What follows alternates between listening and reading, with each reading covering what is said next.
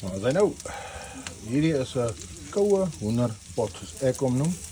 Daai hoender is nog gevries. Eie is in, knoffeltjies is in, appeltappertjies is in, speserye is in. En hier kom die koue water.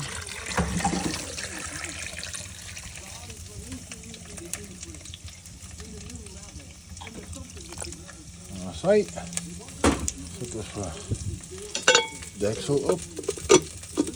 En dan gaat hy daar so oor die koolletjies hang. Ook so dingetjies is al in. Hulle moet nou lawaai. Die grootes word bietjie gebraai. En die nabbas wag hulle beerd af. En so loop my gunsteling vuurtjie.